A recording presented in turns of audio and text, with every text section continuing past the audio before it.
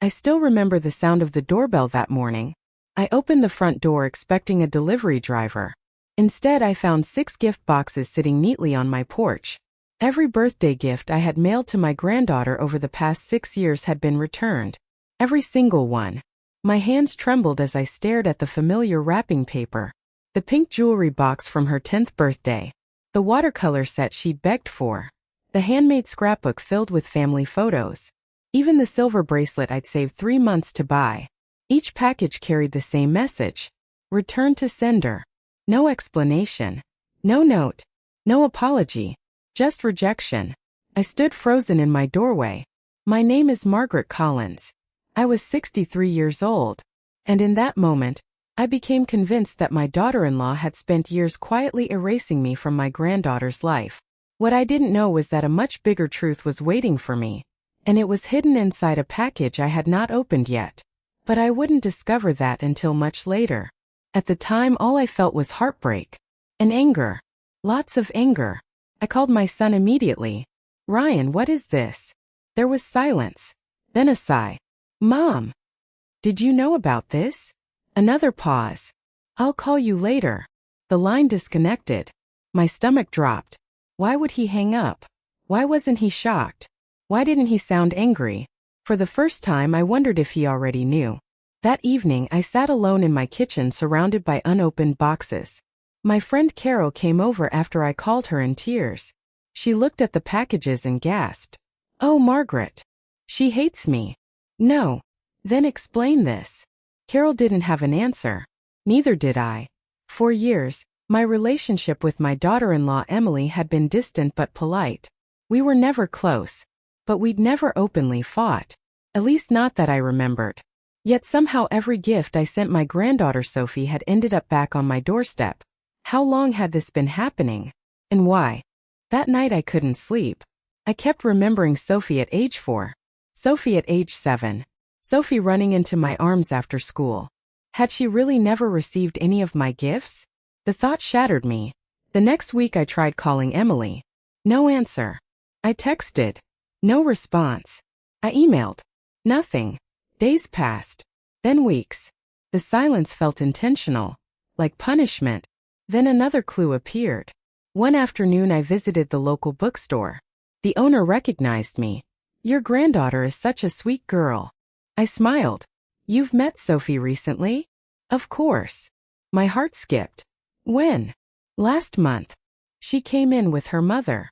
I felt relieved, then confused. The owner continued. "She was looking at journals." I laughed softly. "That sounds like Sophie." Then the owner frowned. "She seemed sad when she mentioned you." My chest tightened. "What did she say?" The woman hesitated. "I probably shouldn't repeat it." "Please." The owner looked uncomfortable. "She said she wished you cared enough to write back." I felt the world tilt. Write back. What did that mean? I had never received a single letter. Not one. I drove home shaking. That night I called Ryan again. "What letters?" His voice instantly changed. "What?" "The bookstore owner said Sophie writes to me." Silence. Then he said something strange. "I don't think this conversation is helping anyone." The call ended again. Now I was terrified. Why wouldn't anyone answer simple questions? Why did everyone seem to know something I didn't? Weeks later another clue arrived. A neighbor showed me a social media photo. Emily, Ryan, Sophie, and another older woman. The caption read, "Thank you for always being there." Over 200 comments. Everyone assumed the woman was Sophie's grandmother. But it wasn't me. I stared at the screen until tears blurred my vision. Someone else had taken my place. Someone else was receiving the love that should have been mine. That night I cried harder than I had in years. I convinced myself Emily had replaced me intentionally, and the evidence kept growing. Then one rainy afternoon, I followed my instincts. And what I saw outside Sophie's school changed everything. Or so I thought. Because at that moment I became almost certain Emily was guilty. But I was about to discover something even more devastating. And the truth was still months away. The next day, I followed Emily after school. And what I saw made me believe she had been hiding my granddaughter from me for years. But the real reason would break my heart in a way I never imagined. The next morning, I parked across the street from Sophie's school feeling like someone I barely recognized. For 63 years I had never followed anyone. I had never spied. I had never doubted my own family this deeply. Yet there I was gripping the steering wheel watching the school entrance. I hated myself for it, but I needed answers. At exactly 3:15 p.m., children began pouring out of the building. Then I saw Sophie. She had grown so much. Her brown hair was longer. She was taller than the last photo I'd secretly saved from social media. My heart nearly burst. I wanted to run to her, to hug her, to tell her how much I missed her. But then Emily appeared. And moments later, another woman joined them. The same woman from the photo. The woman everyone thought was Sophie's grandmother. The woman who seemed to have taken my place. Sophie ran straight into her arms. I felt physically sick. The woman handed Sophie a small gift bag. Sophie's face lit up. Then all three climbed into the same car and drove away. I sat there staring after them. My chest felt hollow. I didn't cry. I couldn't. The pain had become too heavy for tears. That evening, Carol came over again. When I told her what I'd seen, she looked horrified. Margaret, maybe it's time to confront them. I've tried. No. I mean face to face. For the first time I agreed. I was done waiting. Done wondering. Done being ignored. The following Saturday, I drove to Ryan and Emily's house. My heart pounded as I walked up the driveway. Ryan opened the door. His face immediately fell. Mom, we need to talk. Behind him, Emily appeared. The moment she saw me, tension filled the room. Neither looked surprised, which somehow hurt even more. I stepped inside. Then I said the words that had been building for months. Why are you keeping my granddaughter away from me? Silence. Ryan looked at Emily. Emily looked at the floor. My anger exploded. Every gift I've ever sent has been returned. No answer. I never receive calls. Nothing. I hear Sophie writes letters I never get. Still nothing. I pointed toward Emily. And now some other woman is acting like her grandmother. Finally Emily spoke. Her voice barely above a whisper. Margaret. No. Tears burned my eyes. You don't get to pretend this is a misunderstanding. Ryan stepped forward. Mom, please. Please what? My voice cracked. Please explain why my own granddaughter thinks I don't care about her. Emily suddenly looked like she might cry. Good, I thought. For months I had cried alone. Now it was her turn. But instead of defending herself, she said something unexpected. You don't know everything. The room went quiet. I laughed bitterly. Then tell me. Another silence. Then Ryan shook his head.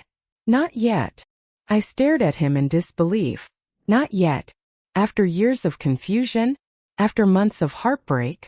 Not yet. I walked out before I said something I would regret. 3 days later another clue appeared. A package arrived. Small. Plain brown cardboard. No return address. No note. Just my name. I assumed it was another return gift. Another reminder that I didn't belong. I nearly threw it away. But something stopped me. When I opened it I found dozens of envelopes. My hands froze. Each envelope had my name written across the front. Different colors. Different years. Different handwriting styles as Sophie grew older. The oldest letter was dated 6 years earlier. The newest had arrived only weeks ago. My knees nearly gave out. I opened one. Dear Grandma, I hope you like the picture I drew. Dad says you're busy but maybe you'll write back someday. Love, Sophie. My vision blurred. I opened another. Dear Grandma, I got the bracelet you sent. It's beautiful. Thank you. I wish we could talk. Love, Sophie. Another. And another. And another. Years of letters. Years. Dozens of them. All written to me. All unanswered. My hand shook so violently that I dropped several onto the floor. The room spun. If Sophie wrote these letters, why had I never received them? Who kept them from me? Who? For the next 2 hours I sat surrounded by envelopes. Every page carried pieces of Sophie's childhood. Her fears. Her dreams. Her school achievements. Her heartbreaks. Entire years of her life. Years I had missed. Years someone had stolen from me. And suddenly everything pointed to one person. Emily. Who else could it be? Who else had access? Who else benefited from keeping us apart? The evidence seemed overwhelming. I called Carol sobbing. She came immediately. When she saw the letters, her jaw dropped. Oh my God. I knew it. Margaret. I knew Emily was doing this. Carol looked uncertain, but even she couldn't explain the letters. The next morning I called Ryan. For once he answered. I didn't even say hello. I got the letters. Silence. Long silence. Then I heard him exhale. Almost like he'd been expecting this day. I know. You knew. Yes. My anger exploded. You knew my granddaughter was writing me? Mom. You knew I never got them?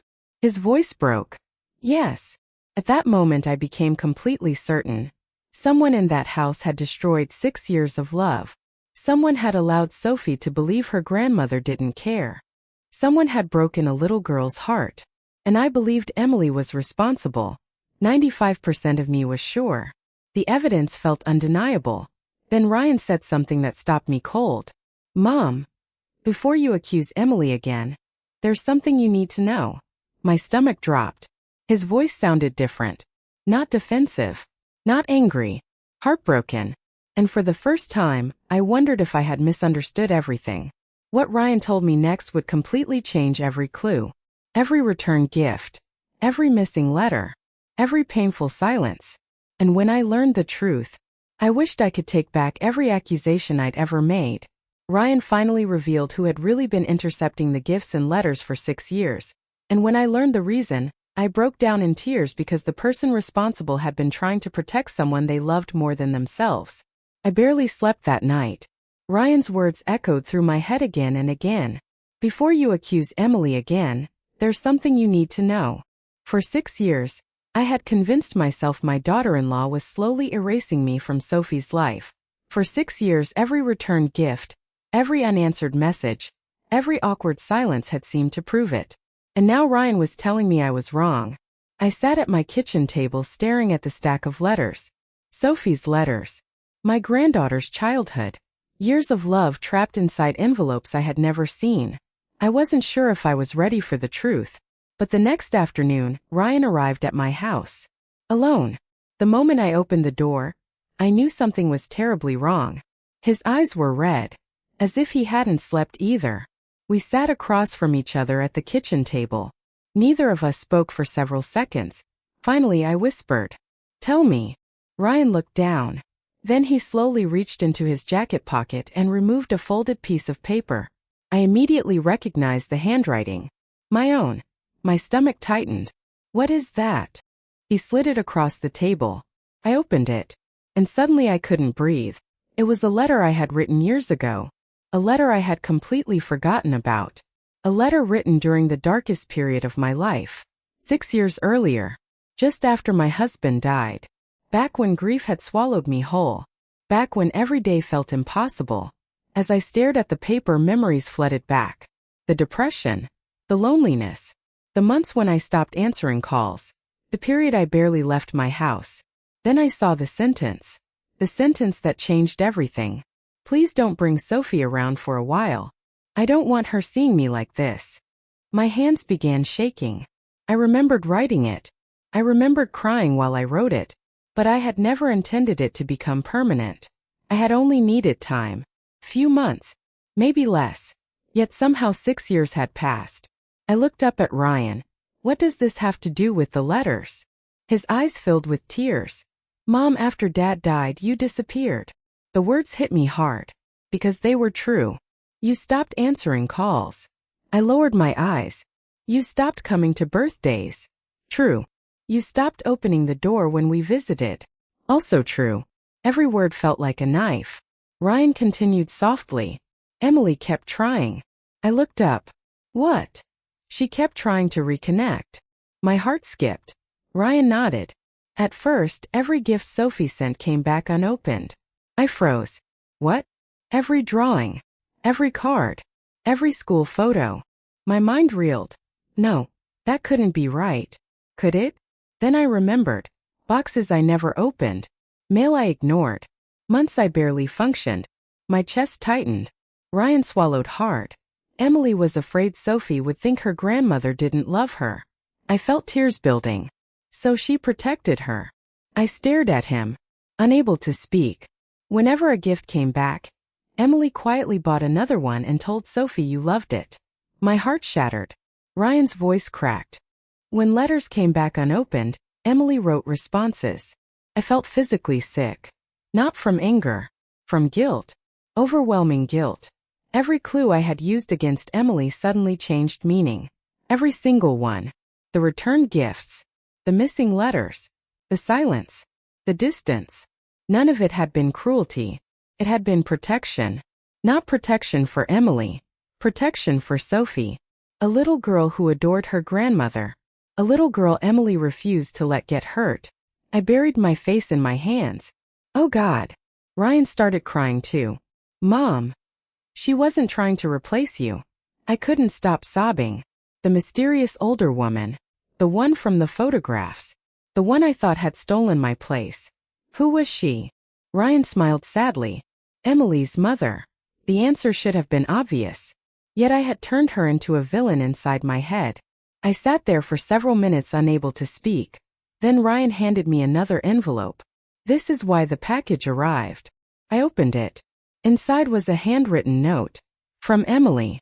My vision blurred as I read. Margaret. I never wanted Sophie to believe you stopped loving her. I knew you were hurting after losing Dad. I knew grief was stealing parts of you that weren't really gone. I saved every letter because I hoped one day you'd be ready. And when I saw you trying again, I knew it was finally time. She never stopped loving you. Neither did we. Emily. By the time I reached the end, I was crying uncontrollably. For months I had blamed her, judged her, accused her. And all along she had been carrying a burden I never even saw. A burden she never asked for. She had protected my granddaughter's heart while I was too broken to do it myself. A week later I drove to Ryan's house. This time my hand shook for a different reason. Not anger. Shame. Emily opened the door. For a moment neither of us moved. Then tears filled my eyes. I'm sorry. She immediately started crying too. I'm so sorry. Emily shook her head. No. Yes. My voice broke. I was wrong. For several seconds we simply stood there. Then she stepped forward and hugged me. And I completely fell apart. Years of guilt. Years of grief. Years of misunderstanding. Gone. Just gone. Then I heard a familiar voice. Grandma. I turned. And there was Sophie. My beautiful granddaughter. Holding one of the old letters. Tears streamed down her face.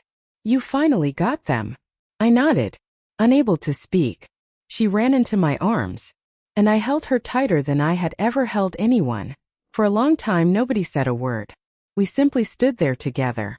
A family finally healing. Months later, Sophie and I started a new tradition. Every birthday. Every holiday. Every ordinary week. We wrote letters to each other. Real letters. No matter how busy life became. No matter how far apart we were. Because we had learned something precious. Love doesn't disappear because communication fails. But relationships need honesty before they can heal. One evening Sophie framed Emily's note and hung it in our family room. Under it she placed a quote. A quote none of us would ever forget. The people who love us most are often carrying burdens we'll never see. And every time I look at those words, I remember the lesson that changed my life. Sometimes the person we blame is the very person quietly protecting the people we love. And sometimes forgiveness begins the moment we finally learn the whole story.